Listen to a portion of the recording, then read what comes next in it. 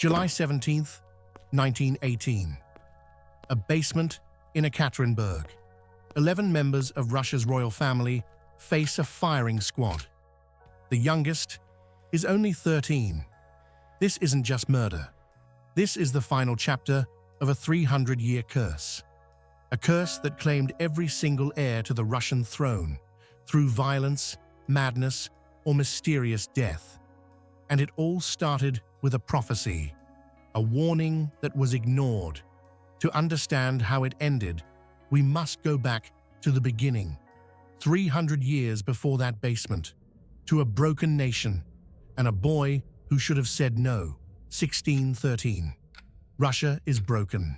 Years of civil war, famine, and foreign invasion have left the nation without a ruler. Desperate nobles search for someone, anyone, to take the throne. They find a 16-year-old boy hiding in a monastery, shy, unremarkable, terrified. His name? Mikhail Romanov. Legend says a holy man approached Mikhail's family with a warning. "Accept this throne," he said, "and your descendants will pay the price in blood."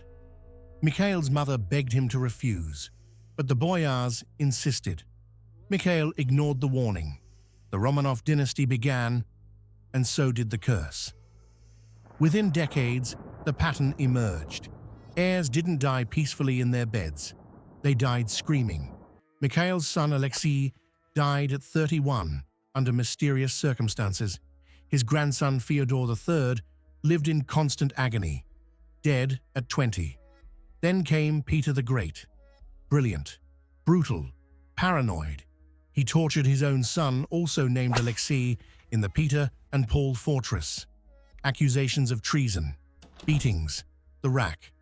Alexei died in his cell. Some say from his wounds, others whisper poison. Peter never showed remorse. The curse had tasted royal blood, and it would never stop feeding. The Russian court became a slaughterhouse.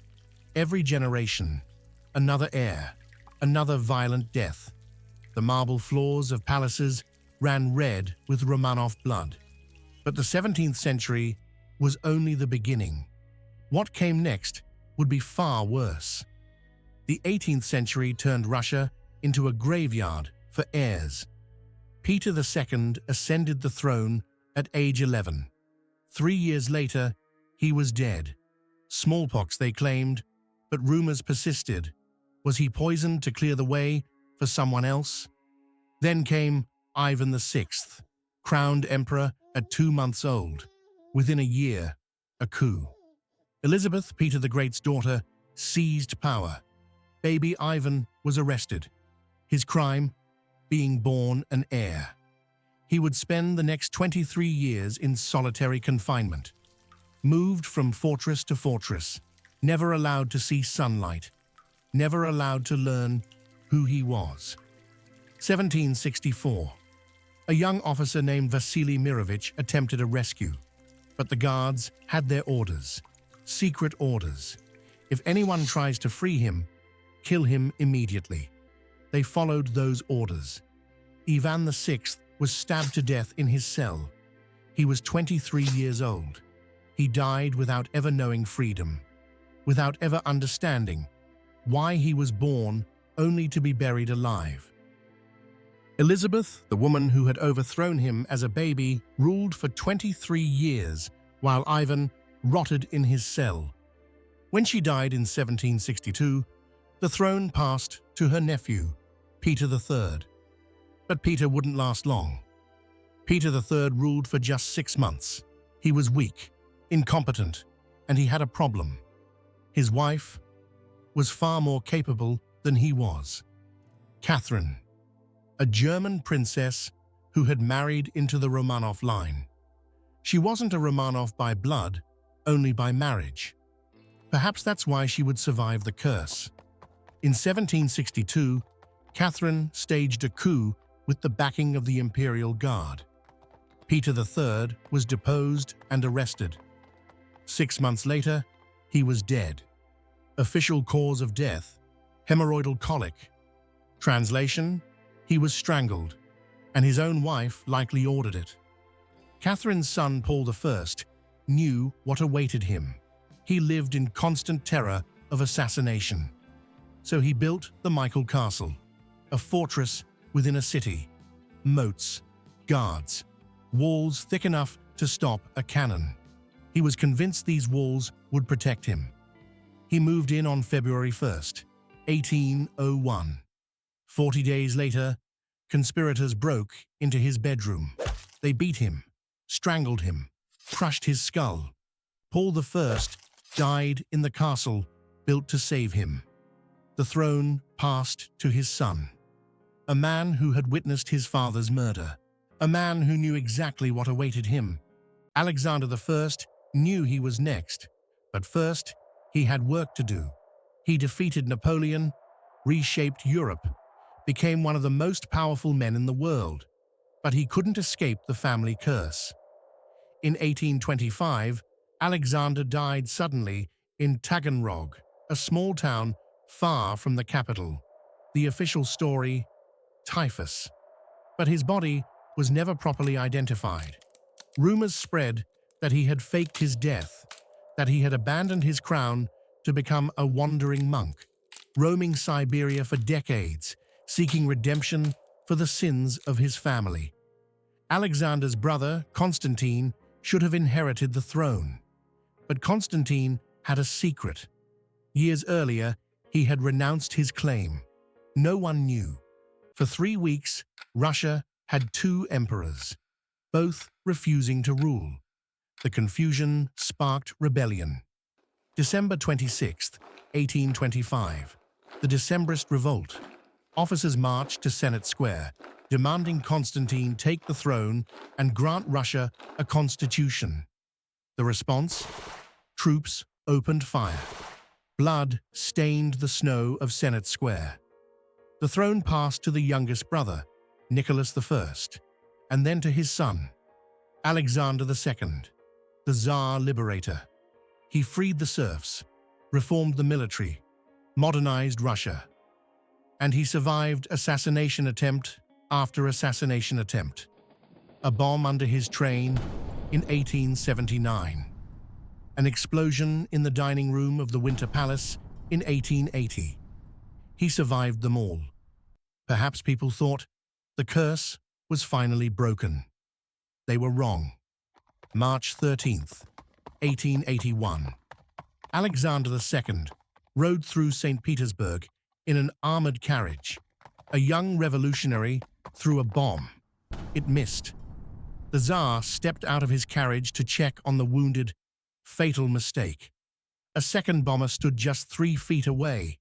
He threw his device directly at Alexander's legs. The explosion tore them off. They carried the Tsar back to the Winter Palace. He bled out on the same couch where he had signed the emancipation of the serfs. His final words: "Take me home, to die." His son Alexander III witnessed everything. The blood, the screams, the pieces of his father scraped off the cobblestones. Something broke inside him that day. He became paranoid, isolated, convinced that assassins lurked behind every corner. He survived his reign, but he died at 49. Kidney failure, likely brought on by years of crushing stress. The curse wasn't finished.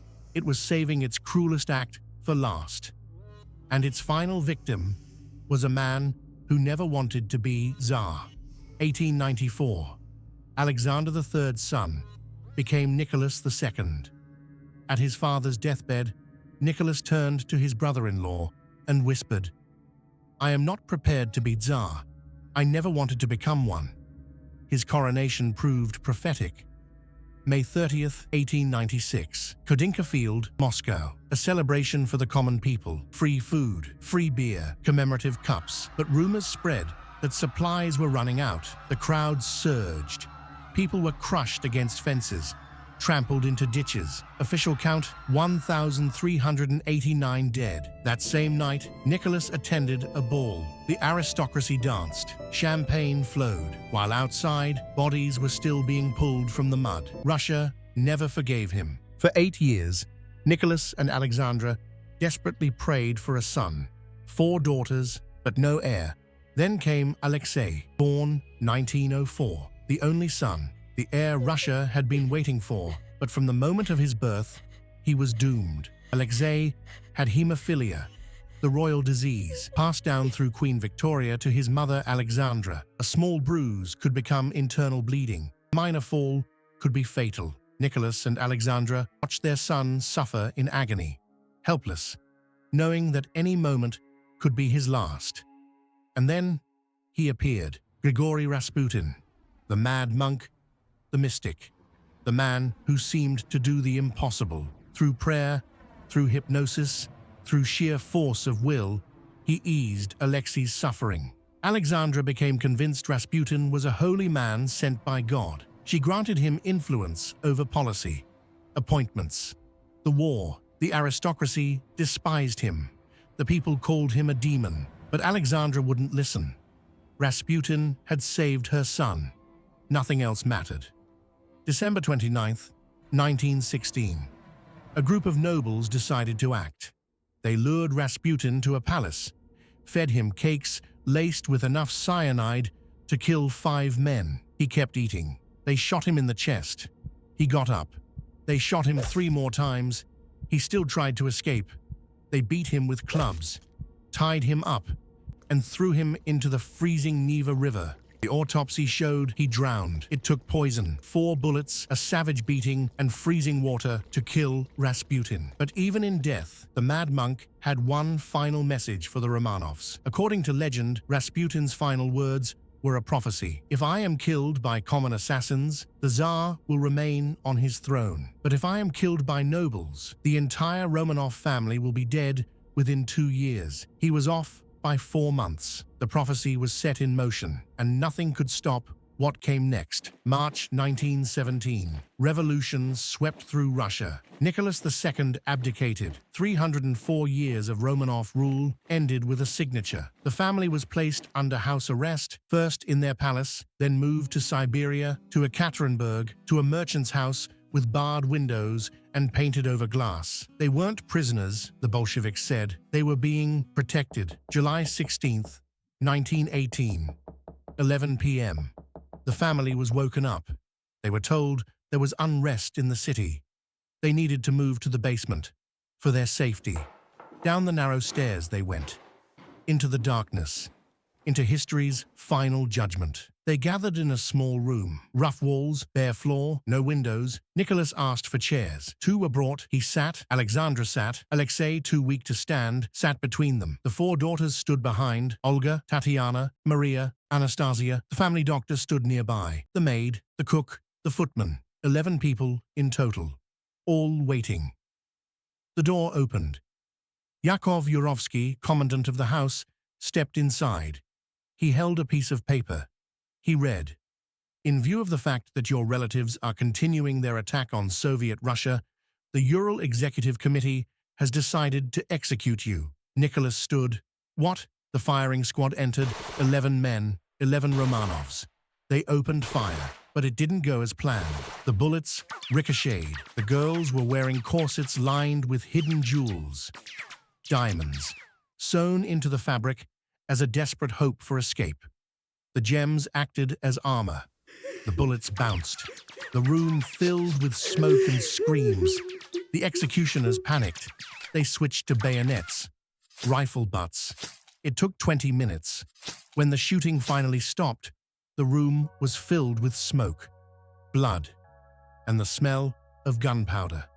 The youngest victim was 13. The oldest, 50. Their bodies were thrown into a truck, driven to an abandoned mine, and doused in acid to hide the evidence. The Bolsheviks wanted the Romanovs erased from history, but the dead don't stay buried forever. For decades, rumors swirled. Anastasia survived. Someone saw her in Berlin, in America. Women came forward claiming to be the lost princess. Books were written, movies were made. The mystery captivated the world. Then came the DNA tests. In the 1990s, scientists finally confirmed the truth. All 7 members of the Imperial family died in that basement. There were no survivors. There was no escape. The curse had claimed them all. 304 years, 18 emperors and empresses. Not one died peacefully of old age in a line of succession. Assassination, poison, execution, madness, mysterious illness, every single one. Was it a curse?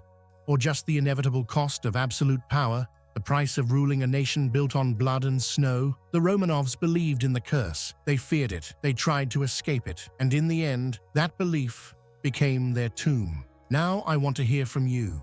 Do you think it was a real curse? Or just bad luck and brutal politics? Drop your answer in the comments. If this video kept you hooked till the end, do me a favor, hit that like button. It helps more than you know. And if you're new here, subscribe. We dive deep into history's darkest stories, the ones they don't teach you in school. Thanks for watching. See you in the next one.